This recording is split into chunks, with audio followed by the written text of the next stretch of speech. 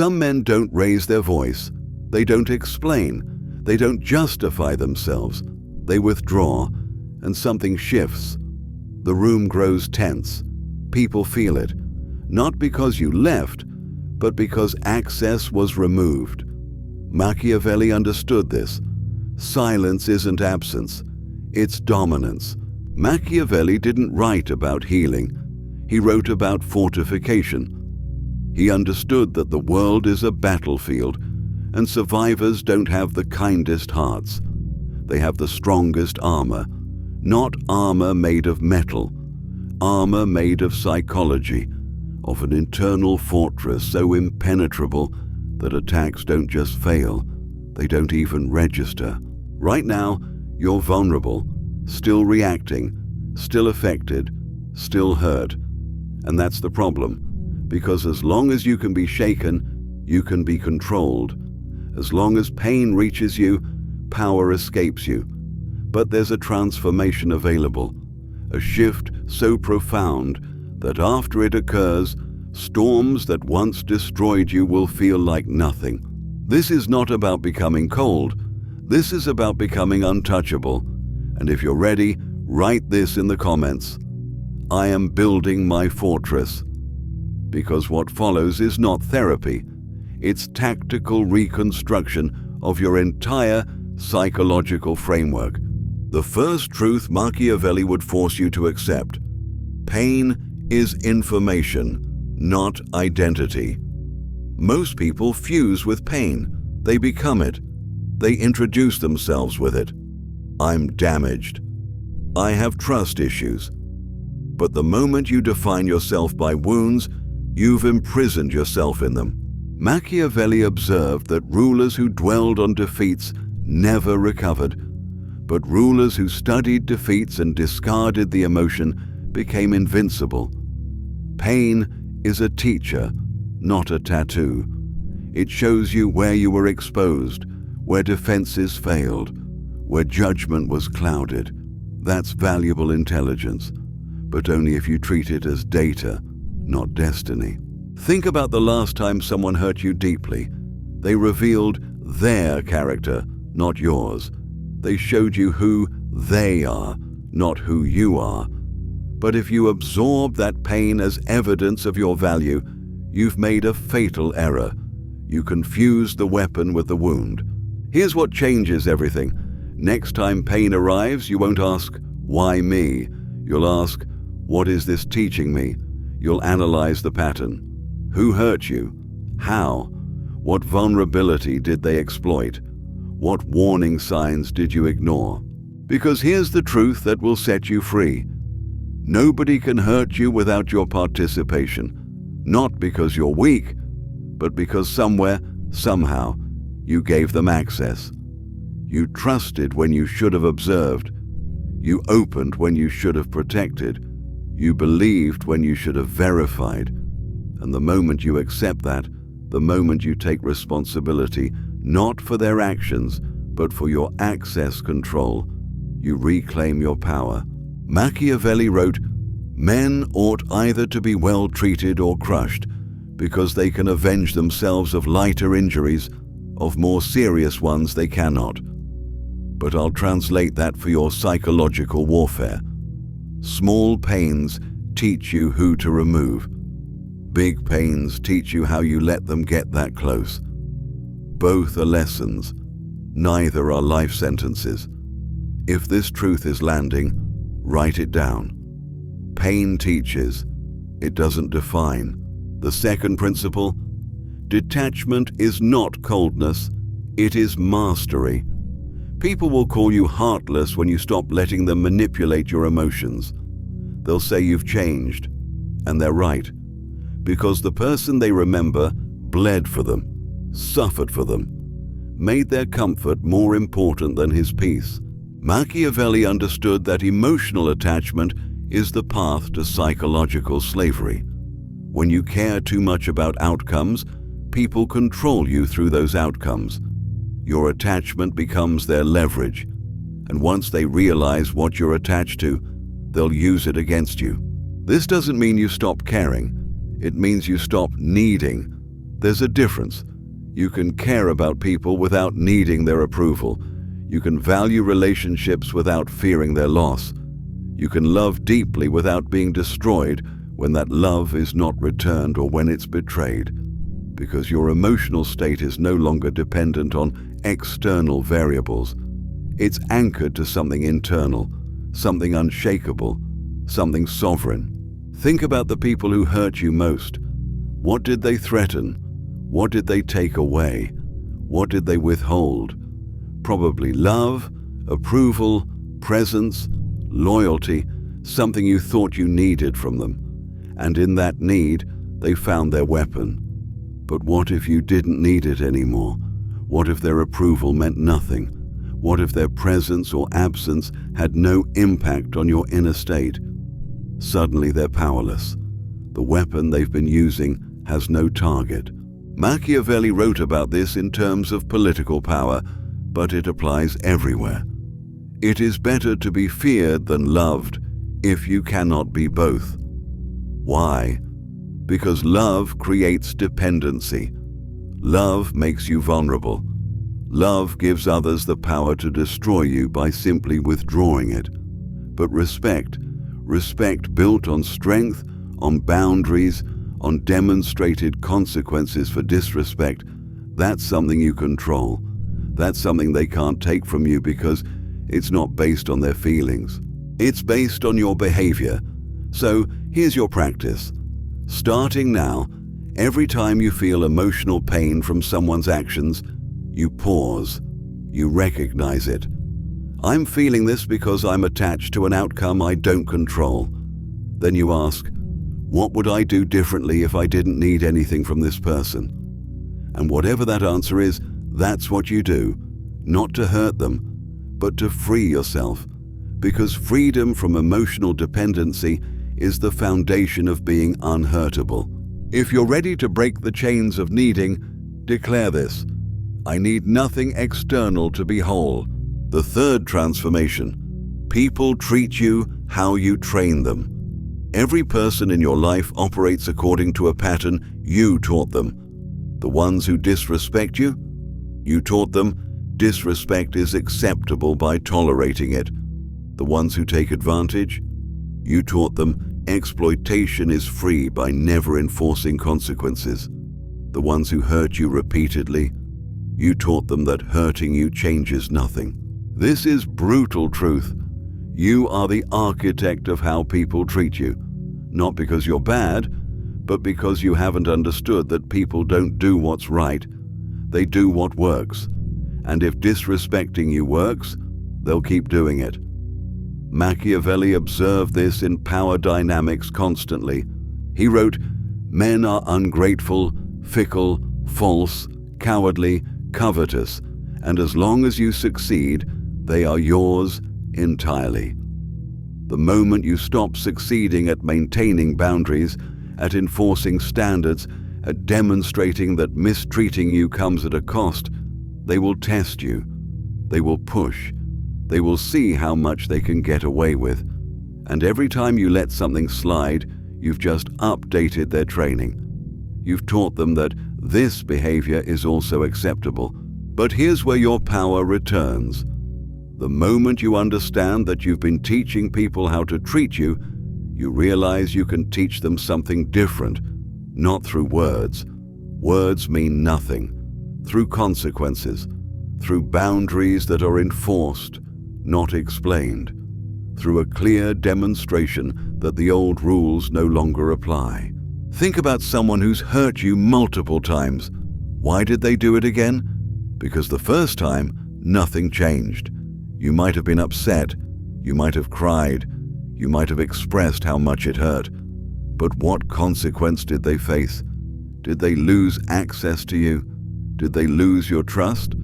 Did they lose something they valued? Or did they just have to deal with your temporary sadness until you forgave them and everything went back to normal? If nothing changed, then, in their psychology, the behavior was successful.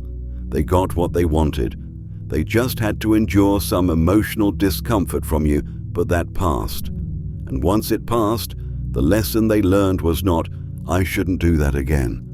The lesson was, I can do that again. I just have to wait out the emotional response. That's training. You train them that hurting you is manageable, survivable, consequence-free. Machiavelli would tell you this. Since it is difficult to join love and fear together, it is much safer to be feared than to be loved when one of the two must be lacking. Apply that to personal relationships. When people don't fear losing you, when they don't fear the consequences of mistreating you, love alone won't protect you. You need boundaries. You need enforcement. You need them to understand viscerally that hurting you costs them something valuable. So here's your new training program. The next time someone crosses a boundary, you don't explain why it's wrong. You don't give them another chance. You don't process your feelings with them. You enforce an immediate consequence. Maybe that's distance. Maybe that's removal of a privilege. Maybe that's complete elimination from your life. But whatever it is, it must be immediate and it must be felt. Because humans learn through consequences, not conversations. And here's what will happen. Some people will adjust. They'll realize the old version of you is gone, and they'll treat the new version with respect. Those people stay, but most people won't adjust. They'll resist. They'll guilt you. They'll tell you you've changed. They'll call you harsh, cold, unforgiving. And that's when you know the training is working, because they're mourning the version of you that accepted their mistreatment. And that version is dead. Let them mourn. Comment this if you're done being trained to accept less.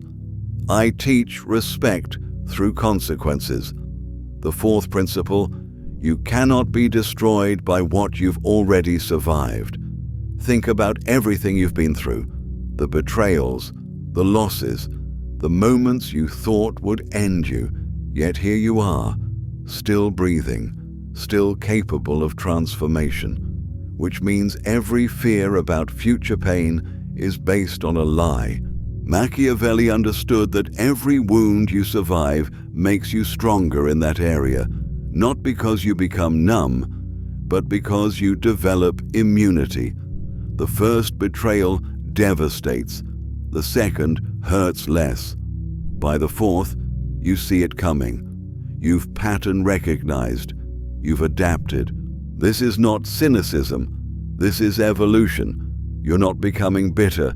You're becoming experienced. You're not losing faith in humanity. You're gaining clarity about human nature. And with that clarity comes something priceless. The ability to protect yourself before the wound occurs, not after. Because now you recognize the signs, the red flags, the patterns, the tells that precede betrayal, manipulation, exploitation. Think about the last major pain you experienced. Now think about the pain before that. Wasn't there a similarity, a pattern? Maybe different people, different circumstances, but the same fundamental dynamic.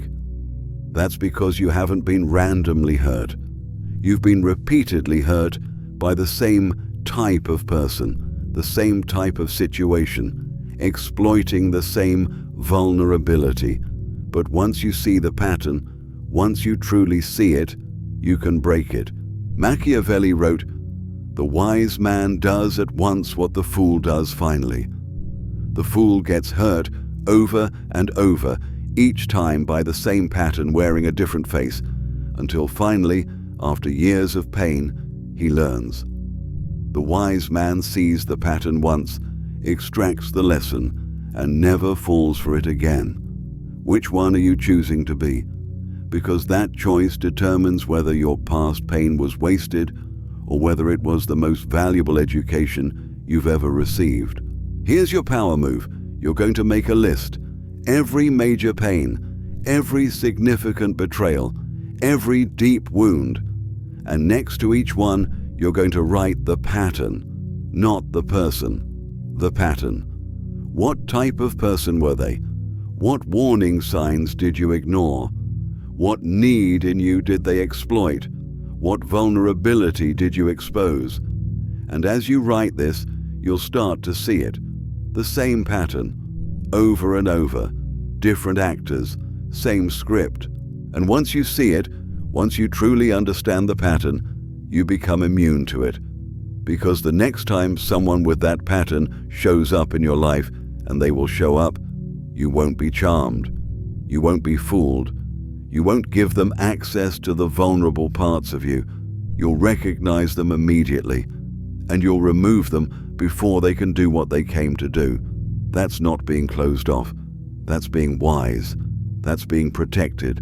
That's being someone who learns from pain instead of being destroyed by it.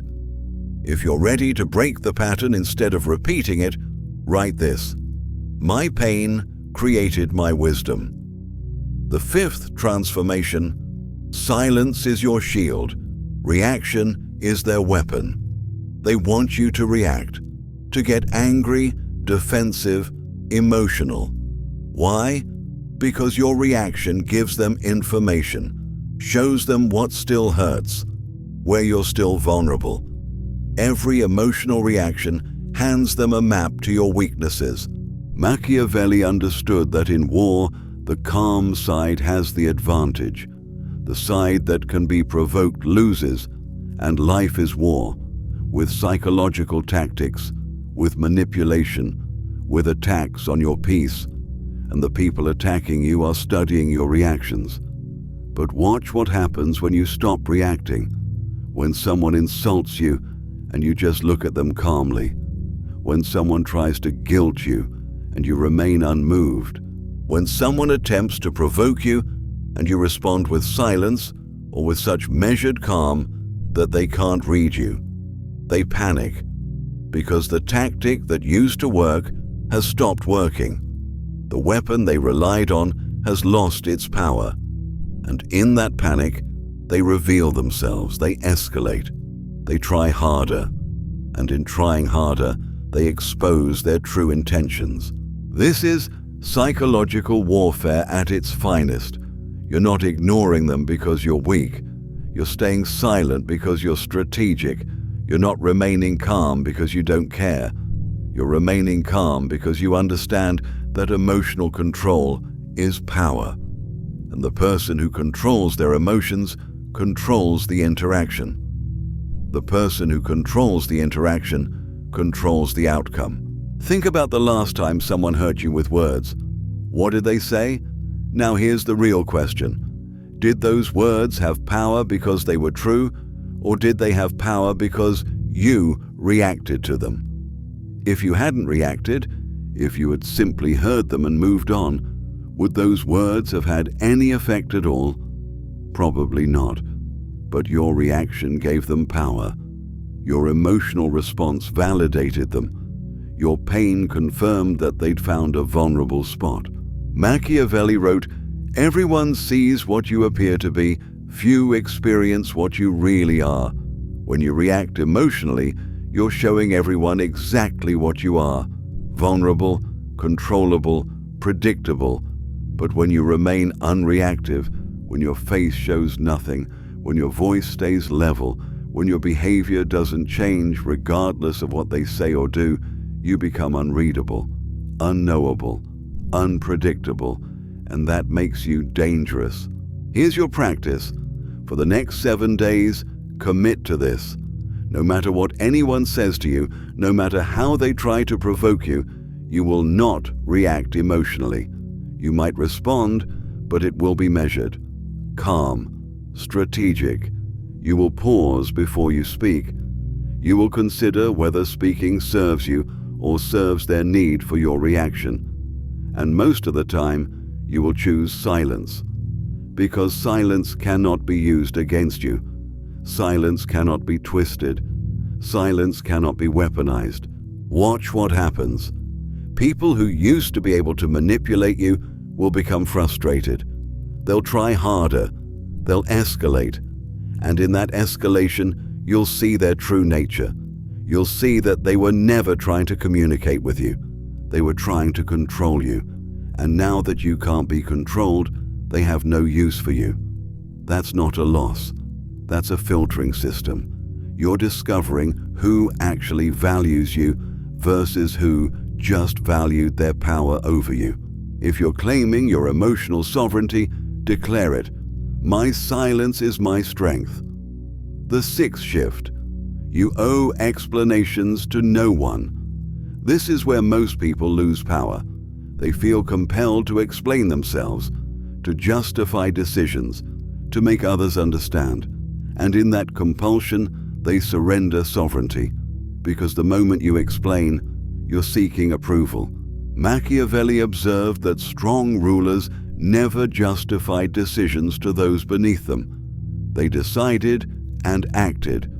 If people didn't understand, that was their problem. Because explaining decisions to people who don't have the right to judge them is a waste of energy and a surrender of power. Think about how much energy you've wasted trying to make people understand why you set a boundary, why you ended a relationship, why you made a choice that served you, why you prioritized yourself.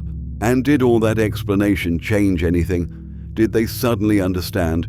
Did they suddenly support you? Probably not, because people who demand explanations aren't seeking understanding. They're seeking an opening, a weakness in your logic that they can exploit, a vulnerability they can use to change your mind. Here's what changes when you stop explaining. First, you reclaim massive amounts of energy. Energy you were spending on justifying yourself now becomes available for building yourself. Second, people start respecting your decisions because unexplained decisions carry weight. They imply that you don't need validation, that you're certain, that you're in command. Third, manipulators lose their primary tactic. They can't argue with you if you're not arguing back. They can't find holes in your reasoning if you're not presenting reasoning. Machiavelli wrote, "Never was anything great achieved without danger." And here's the danger. People will call you cold when you stop explaining. They'll say you're being unreasonable. They'll accuse you of not caring about their feelings. Let them. Because what they're really saying is, I used to be able to manipulate you through guilt and now I can't. Your refusal to explain is not cruelty. It's clarity. It's the clearest way to say, this decision is mine, it's final, and your opinion is not required. So here's your new standard. When you make a decision that serves you, you don't defend it. You don't justify it. You don't process it with people who weren't invited into the decision-making. You simply state it if necessary, or you simply act on it without statement. I'm not doing that anymore. I've decided to move in a different direction. This doesn't work for me. No elaboration, no justification, no apology, just clarity and finality. And when they push back, when they demand to know why, you have one response. I don't need to explain my decisions. Then you stop talking. Let the silence stretch. Let them sit in their discomfort with not being given access to your reasoning, because that discomfort is them losing power over you. And you watching them lose that power is you reclaiming it. Comment this if you're done explaining yourself. My decisions need no defense. The seventh principle. Build an internal fortress that external chaos cannot penetrate. Everything we've covered leads to this. The construction of an inner world so strong, so stable, that nothing happening outside can shake it. Machiavelli wrote about fortresses that protected kingdoms, but the most important fortress is the one in your mind, where your peace lives, where your self-worth lives. And that fortress has one rule: nothing gets in without your permission. No opinion, no criticism, no betrayal. Nothing enters unless you decide it's worthy. Most people have no fortress. Their inner world is exposed. Someone criticizes them. Their self-worth drops. Someone betrays them. trust collapses. They're at the mercy of external circumstances because they've built no internal protection. But you're going to be different. First, separate your worth from outcomes. Your value is inherent. It exists because you exist. Once you know this, external validation becomes irrelevant. Second, create standards that have nothing to do with other people. Not, am I better than others, but am I better than yesterday? Third, develop strategic indifference. Care about what matters. Become completely indifferent to what doesn't. This fortress doesn't make you cold. It makes you free. Free to love without being destroyed by loss. Free to trust without being devastated by betrayal. Free to try without being crushed by failure. Because no matter what happens outside the fortress, inside you remain untouched, stable, sovereign, at peace. Machiavelli understood that the ruler who could not be shaken by circumstance was the ruler who survived everything. Kingdoms fell, allies betrayed, fortunes reversed, but the ruler with an unshakable internal state adapted, rebuilt, and continued. Because his power wasn't based on external conditions. It was based on internal conviction. If you're ready to build something unshakable, write this: my fortress is internal. You now possess 7 principles that will make you psychologically invincible. Pain becomes information. Attachment becomes optional. Boundaries become enforced. Patterns become visible. Reactions become controlled. Explanations become unnecessary. Your internal fortress becomes impenetrable. But understanding them means nothing. Machiavelli didn't write for scholars. He wrote for practitioners, for people who would take knowledge and turn it into action, through daily practice, through repeated choices, through relentless commitment to protecting their inner kingdom. So decide, right now, are you going to continue being someone who can be hurt, whose peace can be disturbed, whose worth fluctuates based on others? Or are you going to become someone untouchable, someone whose internal state is so fortified that storms crash against it and break apart without ever reaching the core? This transformation doesn't happen overnight. It happens through practice, through catching yourself when you're about to react emotionally and choosing silence instead, through recognizing patterns and refusing to engage with them, through setting boundaries and enforcing consequences, through building your worth on internal standards instead of external validation, through choosing every single day to strengthen the fortress instead of leaving it exposed. Machiavelli would tell you that fortune favors the prepared, and preparation in psychological warfare means building defenses before the attack comes.